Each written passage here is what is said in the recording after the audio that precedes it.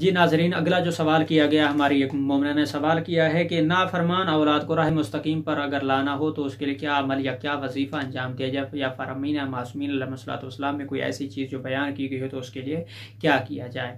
تو یہاں پر میں بزرگان کی سیرت کے حوالے سے بھی اور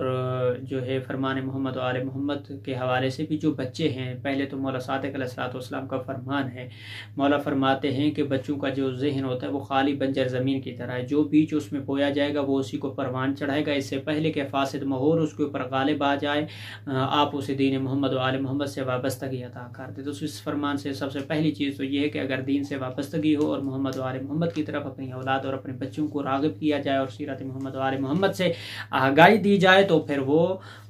صراط مستقیم پر ہی رہیں گے۔ اور صراط مستقیم کا پہلا سب سے زینہ یہ کہ قرآن کی تعلیم، دین محمد و آل محمد سے واقفیت، اور اگر کوئی بگڑی ہوئی اولاد ہے یا کوئی پریشان کر رہا ہے یا کوئی ایسی حرکات و سکنات کر رہے ہیں جس سے والدین پریشان ہیں، تو اس کے لیے آیت اللہ بہجت فرماتے ہیں کہ سورۃ انا انزلنا کی پہلی آیت اور آخری آیت، یعنی جو پہلا حصہ آیت کا ہے انا انزلناہ فی لیلۃ القدر، تو ایک یہ پہلی آیت اور ادھر سے آخری آیت کو دونوں کو ملا کے ہر نماز کے بعد جو ہے یعنی ایک تسبیح جو ہے اول و آخر 11 دفعہ جو ہے وہ درود، یعنی پہلے دفعہ 11 دفعہ درود پڑھ کے بسم اللہ پڑھ کے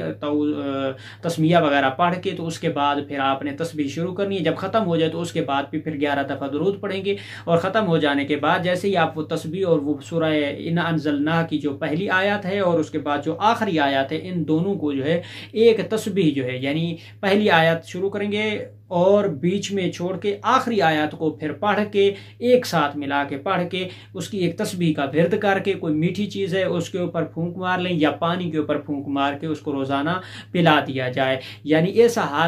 حد تک اور ایسا حالت تک اس عمل کو کیا جائے کہ جب تک آپ کو لگے کہ وہ اپنی سابقہ حالت کے اوپر اور بہتری اس میں آ گئی ہے اور وہ اپنے آپ کو تبدیل کر رہا ہے اور اس کے اوپر اس کا کچھ اثر ہو رہا ہے، اس وقت تک اس عمل کو انجام دیتے رہا جائے، تو وہ اولاد جو بگڑی ہوئی اولاد، جو نافرمان اولاد ہے یا ماں باپ کا کہنا نہیں مانتی یا اپنی ذمہ داریوں سے سب کو دوش ہو جاتی ہے یا اپنے آپ کو جو ہے وہ اصلاً آوارگی کی طرف یا جو ہے ایسی چیزوں کی طرف جو ہے وہ مبتلا کر دیتے ہیں جس سے والدین پریشان ہوتے ہیں، تو اس سے چھٹکارا پانے کے لیے اور اپنی اولاد کو محفوظ رکھنے کے لیے اور برائیوں سے بچانے کے لیے اور ان کی فرما برداری کو اس پیک کے اوپر پہنچانے کے لیے اس عمل کو جو ہے وہ انجام دے سکتے ہیں اور اپنی اولاد کو راست پر اور صراط مستقیم پر لاگو کر سکتے ہیں۔ اور آیت اللہ بہجت کوئی عام شخصیت نہیں، عارف شخصیت ہیں، بہت ہی اپنے زمانے کے بہت بڑے مرجع، بہت بڑے فقیہ ہیں اور بہت بڑے عارف ہیں، کہ جن کی حالت یہ ہے کہ ان کے زندگی نامے میں لکھا جاتا ہے کہ جب وہ نماز پڑھتے تھے تو جب نور یا قدوس کی تسبیح پڑھتے تھے تو درخت ان کے ساتھ یا نور یا قدوس کی تسبیح کرتے تھے اور ان کی آوازوں کو وہ سنتے تھے، اور جب کوئی ان سے ملنے آتا تھا تو وہ اپنی آنکھیں جھکا کر نیچے کر کے بیٹھتے تھے، کسی کو دیکھتے نہیں تھے۔ ان سے پوچھا گیا کہ آغا جب کوئی آپ سے ملنے آتا ہے، کوئی بھی آتے ہیں یا کوئی لوگ یا کسی مجمع میں آپ جاتے ہیں تو کسی کی طرف نگاہ نہیں کرتے، تو آغا فرماتے تھے کہ مجھے حیوان نظر آتے ہیں، کوئی کسی بدشکل صورت میں، کوئی کسی حیوان کی صورت میں مجھے نظر آتا ہے، اس وجہ سے میں اپنی آنکھیں جھکا،